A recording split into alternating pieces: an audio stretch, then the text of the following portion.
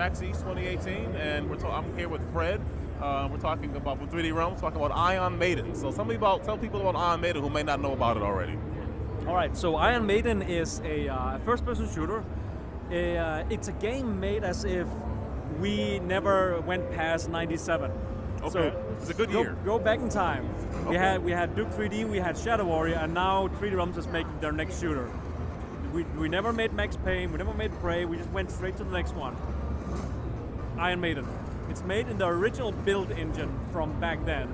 How difficult was that? It was fun, but very difficult. The development team behind the game, they are experts in the build engine, and they've kept the community alive in terms of making maps for Shadow Warrior and Duke Nukem and Blood and so on. So imagine we're back in that era, plus all of the experience we have as game designers for the past 25 years added on top.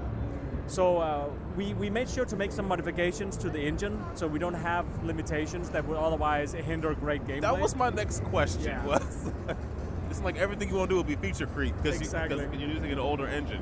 When did you actually make that? At what point did you decide we're going to go back? It's going to be a throwback, but we're going to limit it to that actual engine. So I think our last game from 3D Realms was Red Rogers, 2D side scroller, and then we did Bombshell before that, which is the same character in this game. And after that, we kind of remember Bombshell. Okay, yeah. Yes. Okay. So we tried to figure out, what path do we want to go on at 3D Realms? We want to instead of trying to focus on too many different types of games, we want to narrow our focus and do what we were best at and what we were known for, which was great first-person shooters, especially back in the mid-90s. So we kind of dialed back and decided, we should do a classic first-person shooter done in the original build into game, what made us successful in the first place with Duke Nukem 3D, and then make that our niche. This is what we do, but we do it best. Okay. So yeah, our team together with some experts in the build engine community, we all got together and started working on this prequel to Bombshell. What happened before Bombshell with this character? How did he turn into Bombshell and so on? And then this game came out of it. Wow. The gentleman over there, I think his name is Kyle, he mentioned that there's a Queen of the Hill mode. Queen of the Hill mode, yeah. So today we're announcing a new game mode. You can already play the game on Steam. We have this prologue you get when you pre-order the game, and the full game comes out this fall. But the prologue is now getting updated with a new game mode called Queen of the Hill. Which is a survival mode where you fight against waves of enemies. It has a small twist. There's also a timer, and every time you kill an enemy, you get a bit more time to survive it. It gets harder and harder and harder and harder. And you have a big ass minigun with unlimited ammo. Nice.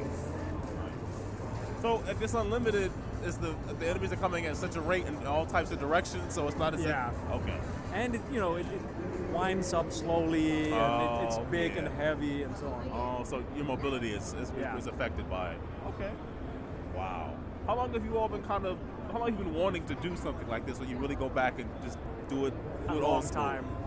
We've been working on this for 3 years. Okay. I think before that, a few other companies started doing retro-style games. A lot of platformers and Metroidvanias, exactly, things like that. Yeah. Kind of like trying to test out the market. Then you have a few first-person shooters as well that came out the last few years. We don't think any of them quite got it right. Focused primarily on the things that we don't think made the 90s great, like the graphics.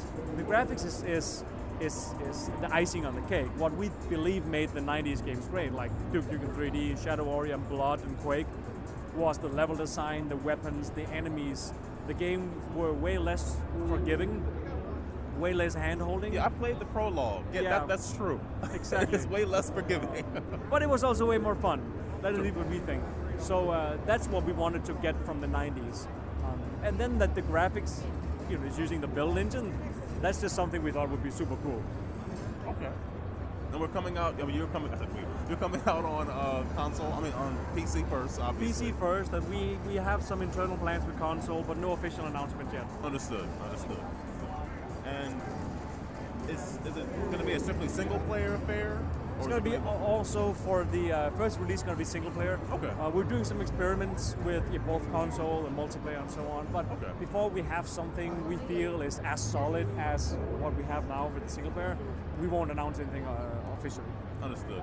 Having played something like Duke Nukem Forever several years ago, and it wasn't that. It exists. It can be played, but it's like a museum object. Yeah, it's like you appreciate the fact that it exists, but you might not really want to play it because this is really going all the way with integrity, going all the way into what the '90s were. Yeah, it feels better because it's like, you know, your expectations are more in line with what you had. Exactly. With some better tech underneath it. Exactly. To make sure all the annoyances of the 90s, like if you play a game like Duke 3D today or Shadow Warrior, the original MS-DOS release, you slowly get annoyed that why do I have to quick save all the time? Why is there no checkpoint at least? Yeah. Like when I die, I just want to start relatively close to where I died. Why can't I jump? Why can't I look around? Why can't I use WASD? Why do I have to use like there's so many different things that we wanted to get out of the way because we still want it to feel like a first-person shooter of today. We want to make sure you move the same way as you do in other games. We want to make sure the controls feel great and so on. So how difficult was it to sort of draw the line between ease of use of something more modern and keeping the old school feel? I think the ease of use part has not been prioritized at all. We pretty much decided, you know, we're gonna make it as we like it first and foremost, which is unforgiving but not unfair. Okay. And if people need a tutorial, go find a YouTube video or like, that's just how the game is. You have to play it and you have to fail to figure out how to do things. Unless you're already an old school hardcore gamer, you already know, okay, this is what this game is about. I mean, to be honest, the prologue doesn't hold your hand. So I cleared out like this one hallway, and I'm like, well, where do I go? Yeah. And I had to think about it. I'm walking around like, because you know, games nowadays are like either somebody in the radio is telling you there's an arrow. I had to search. There's a mini map, but yeah, the whole aspect of you actually need to explore. You need to look around. You need to figure out where you want to go, rather than just following a straight path. Yeah. That is something that we personally loved from the 90s games. And I think that whole thing would be eliminated if we added like an arrow showing, no, you need to go this way. Yeah, that wouldn't feel right. It definitely wouldn't feel like the 90s. Exactly. That's for sure. Well, the game, like I said, I played the prologue. It's a lot of fun. Looking forward to the full release. And thank you for your time. Yeah, no worries. I'm glad you liked it.